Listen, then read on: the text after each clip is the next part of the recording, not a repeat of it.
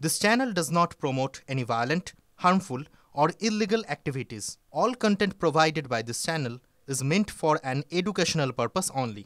School service পরীক্ষায় সেরা সাফল্য মানে oxygen books SSC gateway series. নমস্কার, দেখছেন টিভি 9 বাংলা। আপনাদের সঙ্গে রয়েছি আমি তন্নিষ্ঠা। আর এই মুহূর্তে একটা খবর দিই আপনাদের। চিহ্নিত অযোগ্য যারা, তাদের জন্য পরীক্ষায় বসার দরজা বন্ধই থাকলো হাইকোর্টে। নতুন নিয়োগ প্রক্রিয়ায় অংশ নিতে পারবেন না দাগিরা। সিঙ্গেল বেঞ্চের পর ডিভিশন বেঞ্চেও ধাক্কা খেলো স্কুল সার্ভিস কমিশন ও রাজ্য সরকার।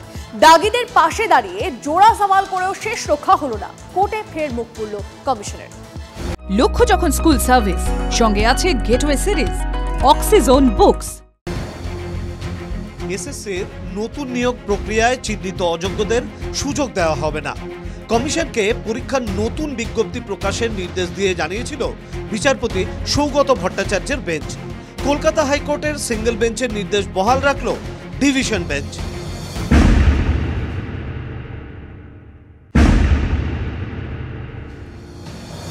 ডিভিশন বেঞ্চের শুনানিতে চিহ্নিত অযোগ্যদের পক্ষে জোর সওয়াল করেন রাজ্য ও কমিশনের আইনজীবীরা।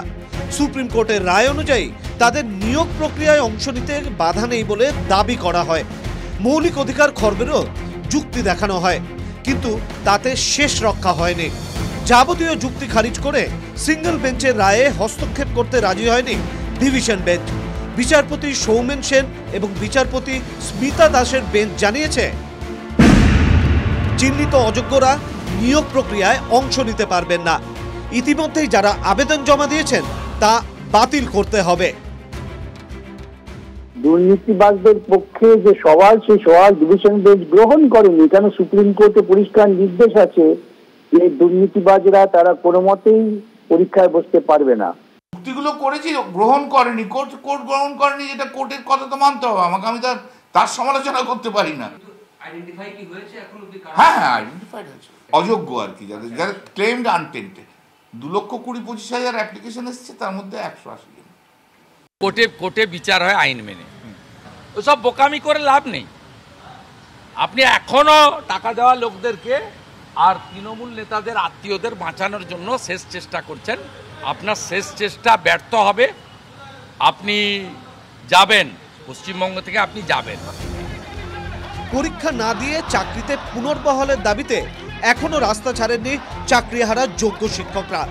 টানা আন্দোলন চালিয়ে যাচ্ছেন। হাইকোর্টের ডিভিশন বেঞ্চের নির্দেশকে অস্ত্র করে সরকার ও এসএসসির ভূমিকায় সরব হয়েছেন যোগ্য চাকরিহারারা। যে নুন খায় তাকে গুণ গাইতে হয়। তাহলে সরকার নুন খেয়েছে, তাই হচ্ছে অযোগ্যদের হচ্ছে পাশ ছাড়তে পারছে না। তার জন্য হচ্ছে সেটা হচ্ছে মানে সর্বসমক্ষে করছে, মানে সরকারি পয়সা খরচ করে উকিল দাঁড় করিয়ে আদালতে সেটা হচ্ছে নির্লজ্জের মতো করছে।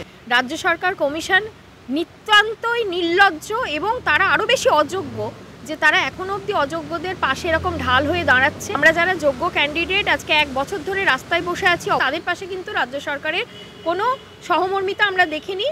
যোগ্য অযোগ্যর বিষয়টি নির্ধারিত হয়ে গেলেও এখনও পর্যন্ত চাকরি হারা এবং চাকরি প্রার্থী তাদের একাধিক বক্তব্য রয়েছে। সেখানে 10 নম্বর অতিরিক্ত, একই সঙ্গে বয়স সীমা লঙ্ঘনের যে বিষয়টি, এই সহ একাধিক বিষয় উঠে আসবে আগামী সোমবার। সেই সংক্রান্ত বিষয় শুনানি করবে একই ডিভিশন বেঞ্চ।